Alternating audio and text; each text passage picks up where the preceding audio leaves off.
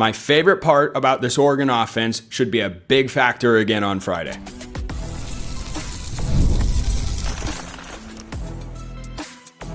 You are Locked On Ducks, your daily podcast on the Oregon Ducks.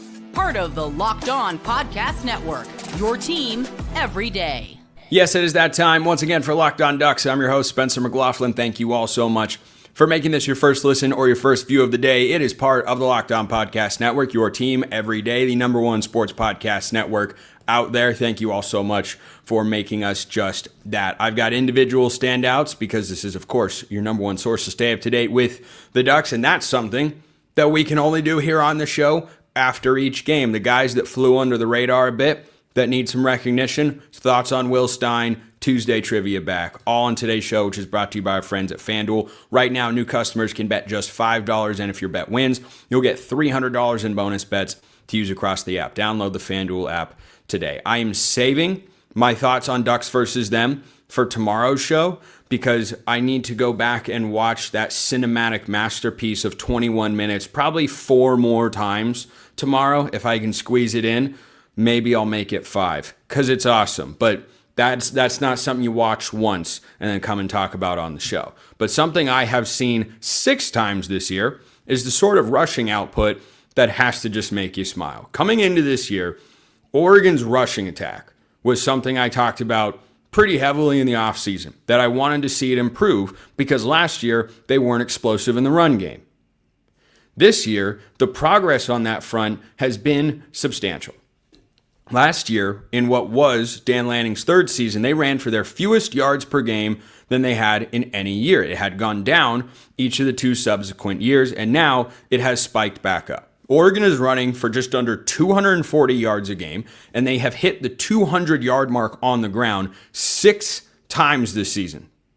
6 times. There have only been 3 instances in which they haven't. Against Northwestern, where the starters didn't really play the 4th quarter, they went for 176. Against Penn State, that we know has NFL guys at basically every level, 176 yards on the ground. And Indiana, where Oregon went for 81 yards.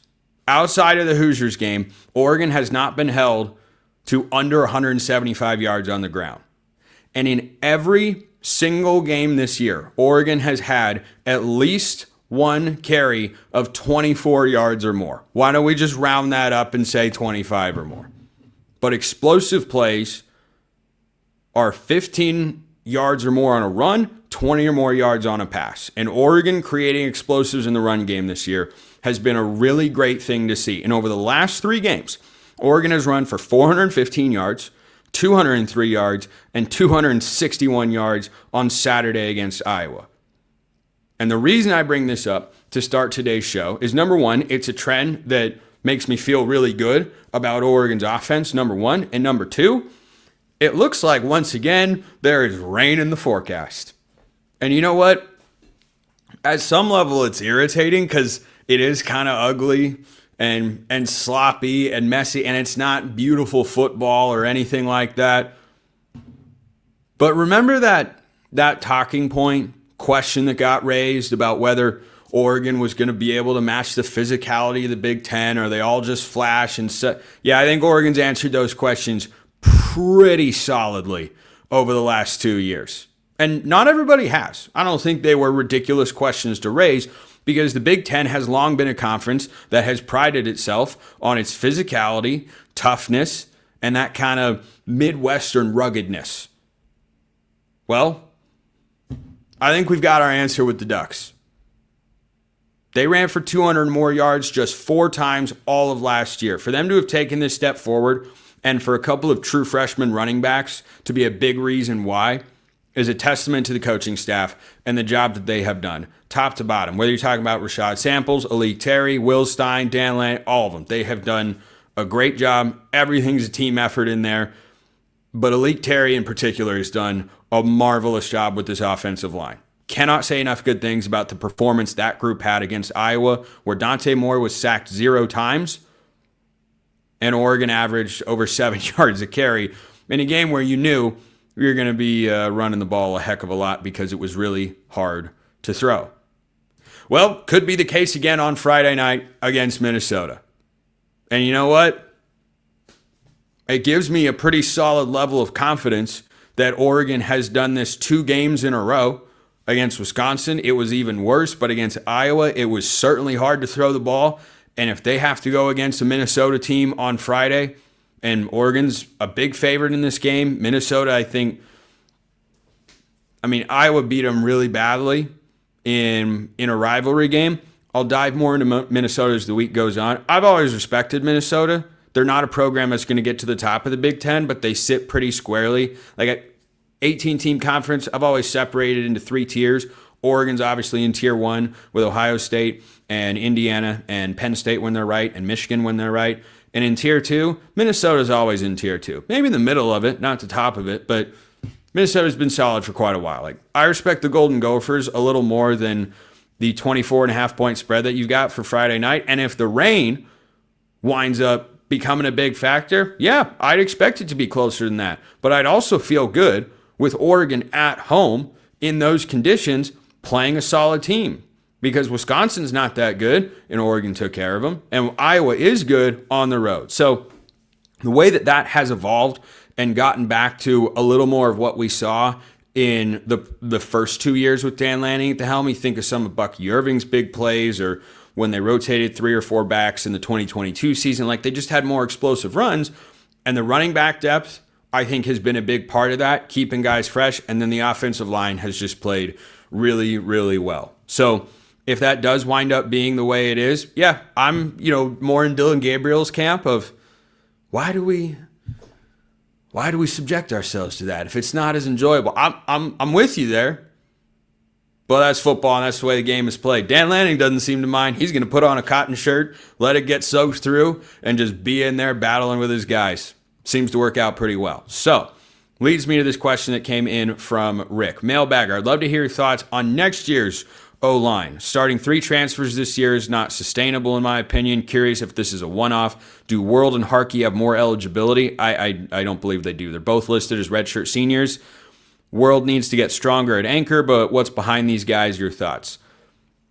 Yeah, I think the offensive line on today's Locked On College Football feed, you can check out a show I did with our guy Brian Smith, friend of the program, Locked On recruiting analyst, and he and I had a conversation about offensive linemen and how available they are in the portal.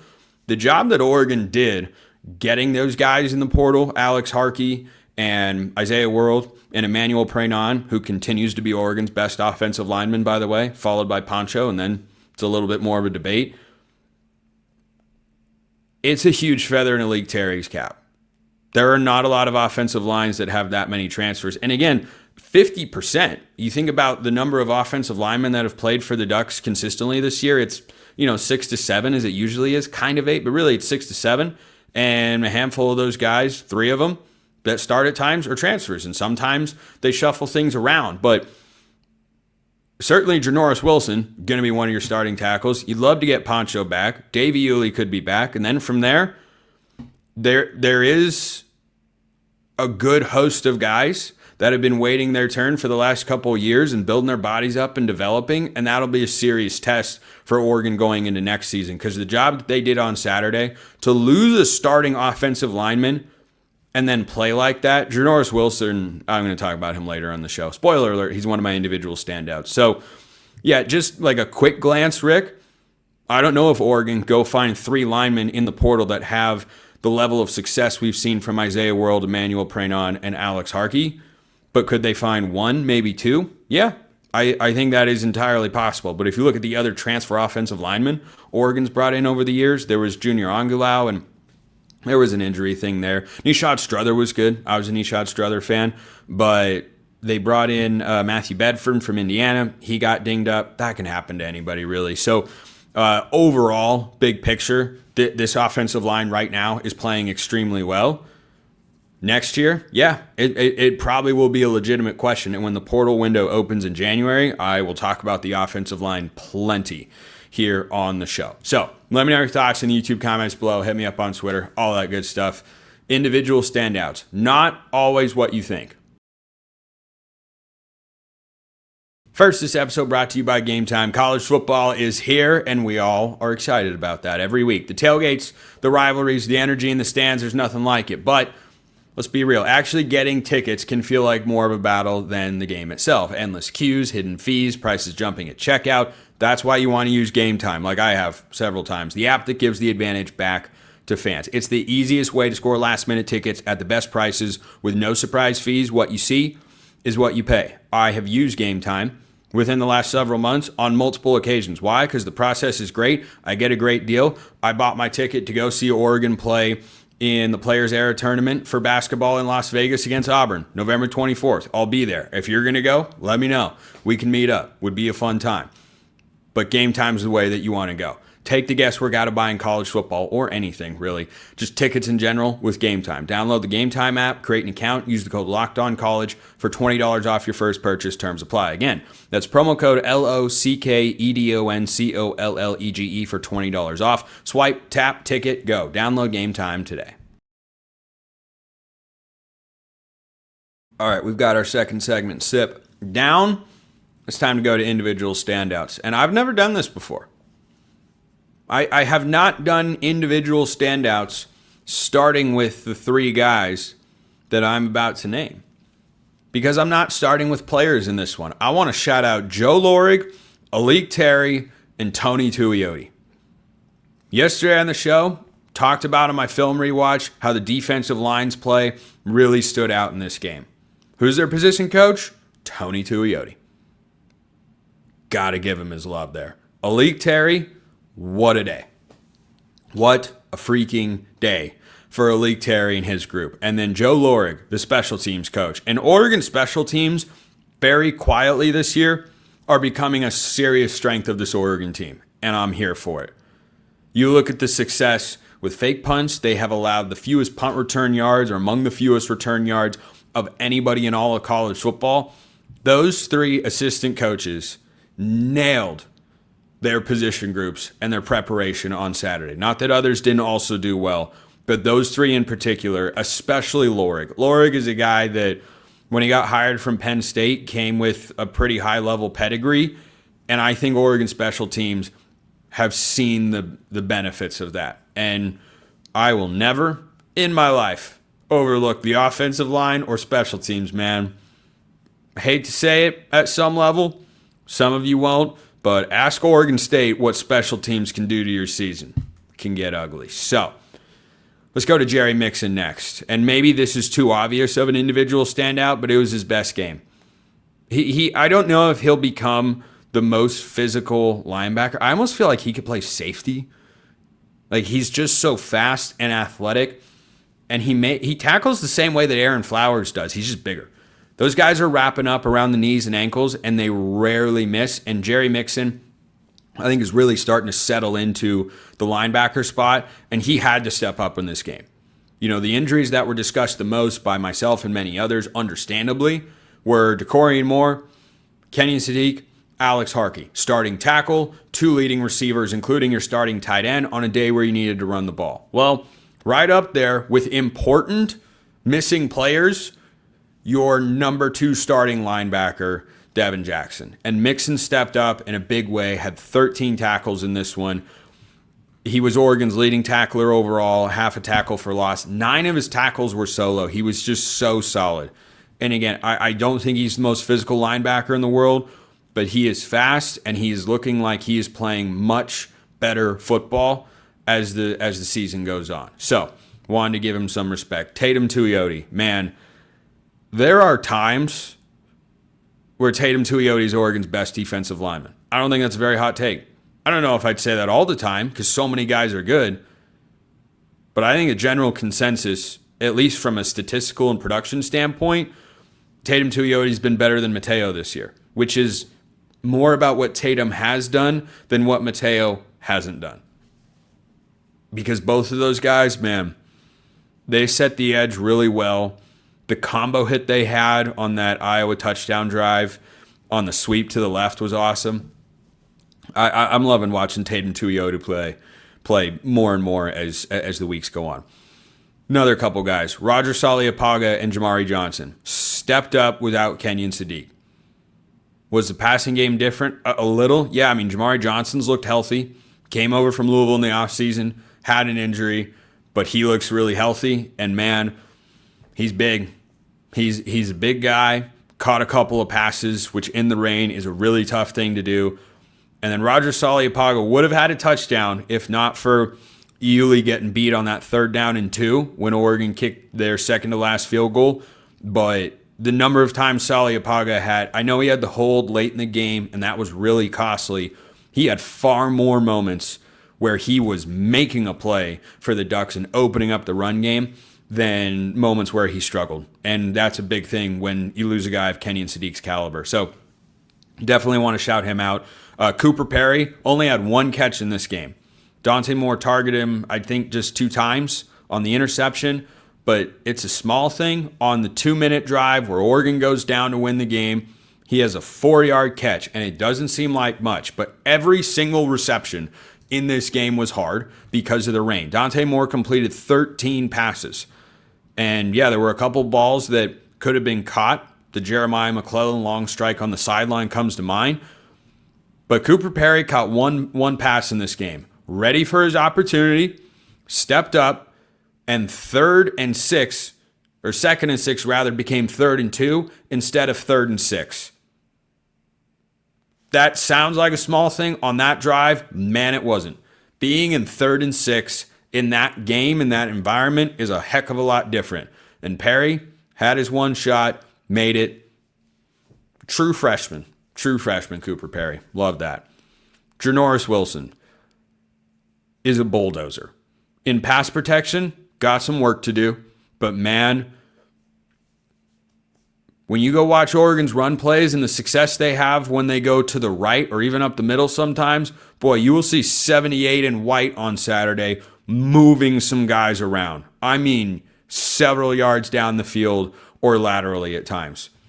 And stepping up, again, for Oregon to run the way they did without Alex Harkey, the biggest name that had to see a bigger role than he had all season was Janoris Wilson. Because Davey Iuli has started for basically the entire year, and then they've rotated a bit in the last couple weeks. But that was the most snaps Janoris Wilson has probably ever seen in a game in his career. So that was awesome. And then, last but certainly not least, Ashton Porter. I talked yesterday about how Oregon's game plan on defense was take away the Iowa run, and they went with those bare fronts that had 5 defensive linemen. They put 3 guys on the interior who were a little bigger, and then they would bookend with Mateo Uyunglele and Tatum Tuioti, which is just an awesome edge combo. But Ashton Porter was more involved in this game than he has been all season. And he was productive. And he did, I thought, a really good job in some moments in particular. He got held on a play. Of course, they didn't call it because Iowa didn't get called for a hold the entire game. But you talk about guys that stepped up when, either guys were out or guys were called upon because of the situation. Man, they stepped up big time. So wanted to shout those guys out today. This from a couple of Locked On Ducks insiders out there for the good old Spencer's Scale of Agreement, which might be my favorite segment in the history of the show. SSA on Oregon making the Big Ten title game. Yeah, this would require Ohio State to lose to Michigan or Indiana to lose twice, which won't happen. 1.5. 1.5. Ohio State and Indiana are meeting in Indianapolis, and I'm totally good with that. Another one. The Ducks coaches this year are playing more players and looking to distribute the snaps. Do you think they're strategically trying to build toward playing their best football in December and January as Ohio State did last year? I can't speak to the Ohio State snap counts from a year ago and how much they rotated their guys because I didn't watch them in the same level of detail that I'm watching Oregon this year or every year, frankly. So I think that what they've done on the defensive side of the ball is an attempt to keep themselves in a position to survive injuries, and you've seen that on both sides. And I think that's part of it. I also think they just have enough guys that are good enough to see the field, and they want to keep them fresh. I don't think they are playing Theron Johnson in certain moments because they want to be nice to the guy or something. No, because they feel like he's good enough to see the field. And maybe in certain spots or matchups, and I obviously can't know, and no one on the coaching staff would likely ever say anything about this, but there's a method to the madness. It definitely feels at this point in the year like the rotations are more varied than they have been in the past for certain spots. But you can't argue with the results. I think it's more about keeping guys fresh than anything else, especially on the D-line. Oregon's interior D-line last year basically turned into a three-man rotation last season. It was Derek Harmon and Jamari Caldwell, and then Amari Washington off the bench. He sprinkled in a little Amarion Winston or Aiden Breland and guys like that. Now you're watching, 6 guys play on the interior regularly? Like, it's not straight. Jericho Johnson had meaningful snaps. He's in a lot of goal line sets on Saturday. Ashton Porter, as I mentioned. Blake Purchase made a couple plays. I think that what Oregon is trying to do is give themselves competitive depth at every spot that they can. And I think that's really all there is to it. I don't think there's another level of, we're gonna keep our guys fresh, and then we're gonna unveil. Like, Oregon's trying to win a game every single week. Sure, you want to peak at the right time. How do you do that? Maybe this is the way. Maybe this is the way. But I really think it is just about keeping guys fresh, and they have enough players who are good enough to rotate in consistently.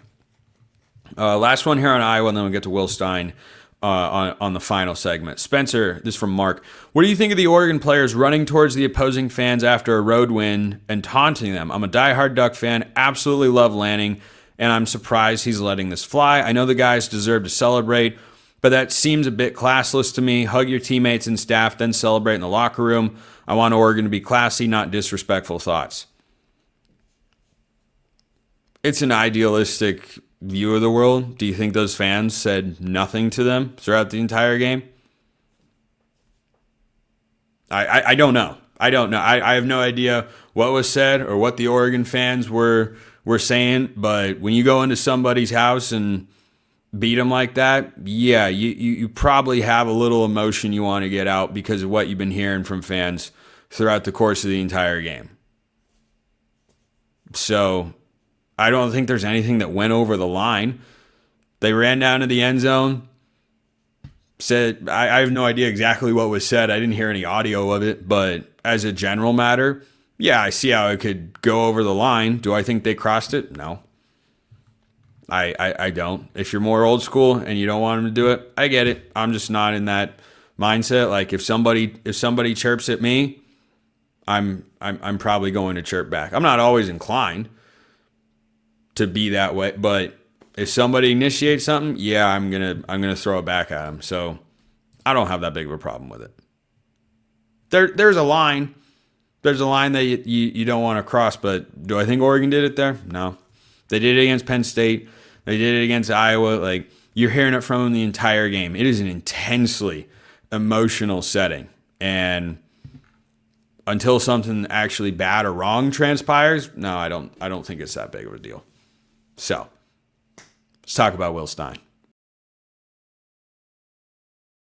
First, this episode brought to you by FanDuel. The NBA is back, and there's no better place to get in on the action than FanDuel, the official sports betting partner of the NBA. Even if you missed the start of the game or want to ride the hot hand, FanDuel has live bets on everything from who will score next to fourth quarter comebacks. Plus, you can even combine your live bets into a same-game parlay for a shot at a bigger payout. It keeps every game exciting, especially when your team's making that late push. And of course, they've got you covered with college football. Oregon is favored by 24.5 points. Now, it opened at 21.5, which means early money, which tends to be public money, came in on the Ducks to beat Wisconsin soundly. I would love if Oregon covers that number. I think after last week, we could do without a heart attack game on Friday night. But when the rain gets involved, it brings everybody down because the number of options you have to pull away from another team get limited. So if you think you know how that one is playing out, I don't have my score prediction yet. Obviously, it's early in the week. then go to FanDuel. That's the place to go. Point spread, money line, point totals, prop bets, they've got it all right now. FanDuel's giving new customers $300 in bonus bets when your first $5 bet wins. So head to FanDuel.com to sign up and play your game with FanDuel, the official sports betting partner of the NBA. Tyler sends this one, and hey, Spencer, mailbag question. After Will Stein leaves Oregon or is fired, this was before the Iowa game, admittedly. Should Oregon go after Jerry Neuheisel, or if Chip Kelly were to come back to college coaching after the disastrous year in Vegas, go after him as our OC?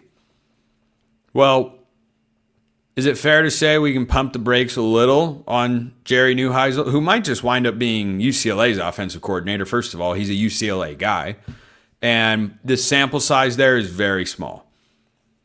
Like let's say Will Stein becomes the head coach at Oklahoma State or Arkansas, or Jeff Brom gets hired from Louisville and he becomes the head coach at his alma mater. Let's say that happens, because it's far more likely and reasonable than than the firing suggestion.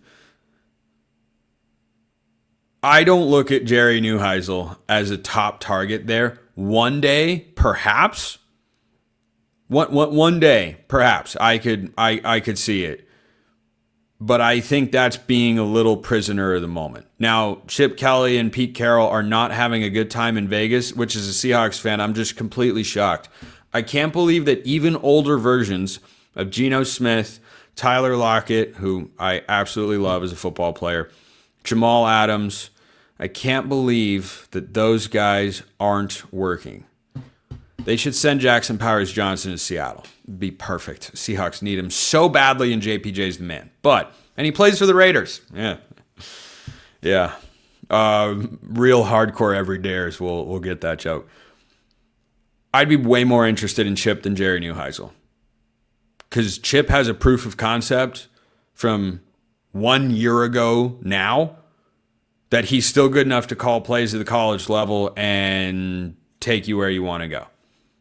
And that doesn't surprise me in the slightest. But Jerry, no, he's not proven enough at all. It's a fun, incredible story. I've watched it from afar over on Locked On College Football and covered it a bit. But I don't think it's out of the realm of possibility that Neuheisel becomes the OC and Tim Skipper becomes the head coach at UCLA. Even if Skipper doesn't become the head coach, he's the interim, Neuheisel might remain the OC. That's in the cards. I would want to see him there for 2 years before I'd say, yeah, come be the offensive coordinator at Oregon. Like that's a much, much different ordeal there. But Chip, yeah, I'd be interested if he became available. That's an if. I know that Chip likes the NFL and doesn't like to recruit very much. Still, I know we're all shocked by that. But Brian says, SSA, Will Stein needs to pull back on the RPOs and call more straight run plays and or passing plays with fewer RPOs allowed, such as second and third and shorts. Well, after Saturday, I don't know you can argue Will Stein did anything wrong in the run game. Now, on the first drive, in retrospect, yeah, it's a little wild to call 3 straight pass plays. One of them was an RPO. They went RPO, swing pass that was incomplete because it was wet, and then an incompletion on 3rd and 10.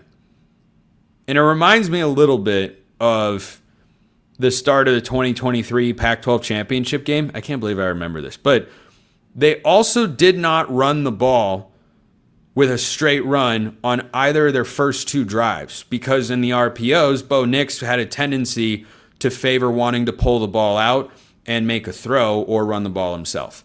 So for Stein, the RPO game is not something that I feel like is being overused. And I actually think that on Saturday, after that drive, there was an adjustment to just call the straight runs. And then as the game progressed, the best thing Will Stein did, the creativity in the run game, was awesome. It was absolutely awesome all day. There were different formations. There were different types of runs. They used their backs in different ways. I thought he did a masterful job against Phil Parker. He won that chess match without question. he won the chess match. And I know plenty of people think about how he got outcoached in this big game or that big. Yeah, Will Stein outcoached Phil Parker, who's one of the 10 best defensive coordinators in college football on Saturday. Full stop. Full stop. That happened. So I see where your head's at, Bryant. I don't think that it's been excessive because, as I talked about earlier, the run game has been such a great thing for this Oregon offense. I can't really sit here and fairly say that there need to be some changes. And he's got to go back. At times it can feel that way a little, but no, this is a 2 for me. This is a 2, especially after Saturday, where he quickly realized, yep, okay, this is going to be really hard to throw. We have to figure out how to, and then they did. And they really did. Yes, there are times with this Oregon offense where I don't even want the quarterback to have an option to throw the ball, because sometimes that results in him making a bad read. But then, it's give and take, like a lot of things with offense. Then there are times where, hey, Joe Moorhead was always really good at this as Oregon's offense coordinator. Hey, defense is crashing down. Oh, just do a little RPO, slide a guy into the flat, and suddenly instead of getting 1 yard or losing 2 yards, you pick up 4 or 5. Jamari Johnson had one of those on Saturday. And that, I think, is the better way to go about it, is want to set the tone running the ball, and then once the defense condenses down, then work in the RPO game. Sometimes he does it the other way, but again, from a schematic standpoint, he's the one that's studying the game film of the opposing team's defense a lot more than I am and knows what it's going to take for Oregon to be successful. And he made the adjustment on Saturday, so yeah, that's a 2. Let's close with a little Tuesday trivia. Boy, this is a tough one. This is a timely one as well. Timely.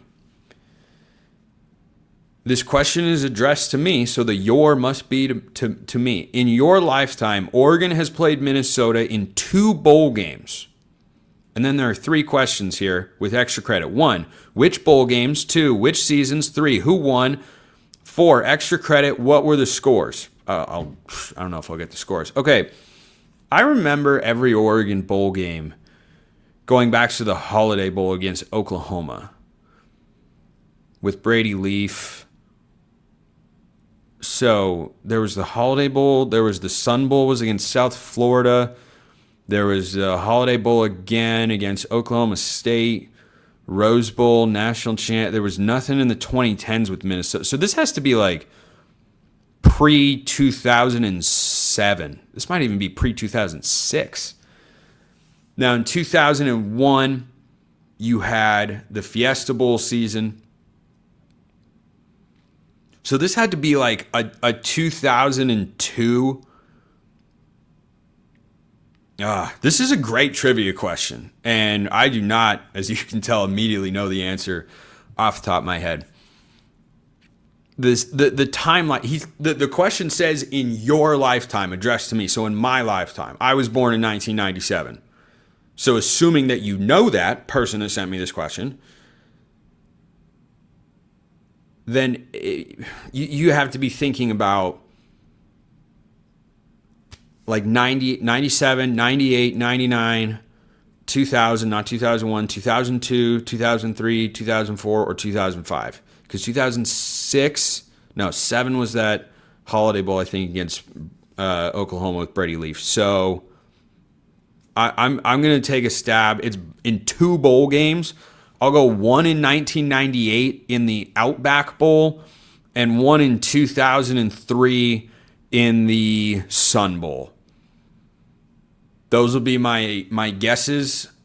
I'll take Minnesota to have won the first one. Oregon won the second. And the scores were Minnesota beat Oregon 21-10. These are just shots in the dark. And Oregon beat Minnesota 31-20. So that was as much of a guess of all guesses as I could possibly have. So that's how we end today's show, except there's a little okay. Well, I was having some technical difficulties here, but we've got it figured out. So that's how we end today's show. Appreciate everyone listening. I'll see you next time. Until then, hope you all have a wonderful rest of your day, and go Ducks.